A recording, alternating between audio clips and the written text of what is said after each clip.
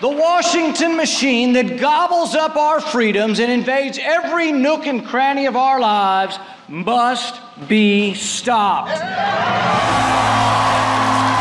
The history of man is the history of men and women striving to restrain the power of government and expand the realm of freedom. We need to return to our founding principles. Our Bill of Rights is what defines us. It's what makes us exceptional. For liberty to expand, government must shrink. And our government today is larger than it has ever been in our history. Our future can include a road back to prosperity, back to respect at home and abroad. It should include a balanced budget and a simple, fair tax system. It should include a government that protects your rights and your security. It should include a stronger, better, more agile military. It's time for a new way, a new set of ideas, a new leader, one you can trust. I believe the bravest and most honest person on stage last night was Rand Paul, because he told you, as the American people, the truth, and he told it to a group of people that were not going to agree with him on it. Rand Paul is perhaps the most dangerous man in politics for Democrats and Republicans right now. He's an outsider, but he understands policy. The most interesting man in politics. I plan to vote for Rand Paul. When elected, he said his big priorities were the debt, and the debt.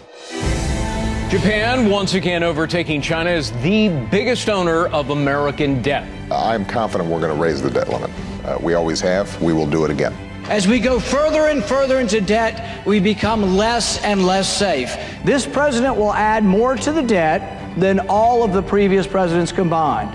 We don't need a balanced budget amendment. President Obama is overspending. We are losing 1 million jobs a year to the burden of debt. President Obama is really trying to destroy our economy. What would happen if the debt ceiling didn't go up? You'd have a balanced budget. How bad would that be? That's what every American family does. You spend what comes in.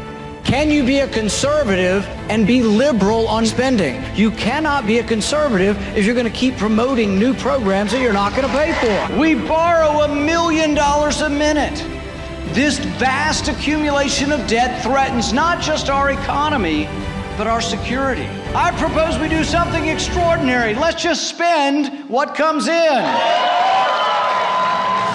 We are in a terrible, terrible, terrible economy, and Rand Paul's proposal is absolutely spectacular. He wants to bust up the 70,000 pages worth of tax code, all in favor of a simple flat rate for everyone. So we just decided to get rid of the entire tax code and start over. It's a big, bold plan. The most fair tax program for all Americans in our history. I've introduced a 5-year balanced budget.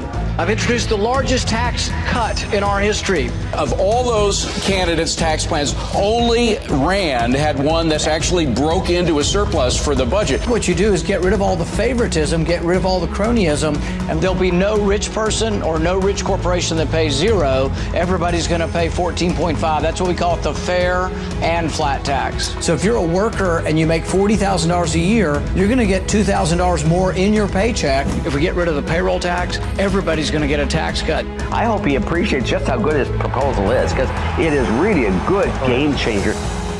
Who impresses you? Well, I certainly like Rand Paul because he thinks quite logically. And, he has courage. He's willing to take positions that some other people won't. You have said you would, quote, carpet bomb ISIS into oblivion, testing whether, quote, sand can glow in the dark. Could you order airstrikes that would kill innocent children by not the scores, but the hundreds and the thousands? It's actually merciful if you go ahead and finish the job. Frankly, it's time that we punch the Russians in the nose. Would you be prepared to shoot down that Russian plane and risk war with Russia? Not only are we prepared to do it, I would do it. I think if you're in favor of World War III, you have your candidate. I believe with all my heart that our first priority must be world peace. And to maintain that peace requires strength. I'm a Reagan Republican. I believe in a strong national defense. I believe in peace through strength. I think that intervention's not always the answer, and that some interventions lead to unintended consequences. Use of force is always and only a last resort when everything else has failed. Every time we have toppled a secular dictator, whether it was Iraq, Libya, Syria, Egypt, chaos has ensued and radical Islam has become more of a threat. The Senate has just voted to give the Obama administration the authority it needs to train and arm members of the Syrian opposition, but not before certain senators voiced some very strong objections. Sending arms to so-called moderate Islamic rebels in Syria is a fool's errand and will only make ISIS stronger. So with the additional steps I ordered last month, we're speeding up training of ISIL forces, including volunteers from Sunni tribes. I warned that these arms might end up in the hands of jihadists, and that one day we might be forced to go back to fight against our own weapons.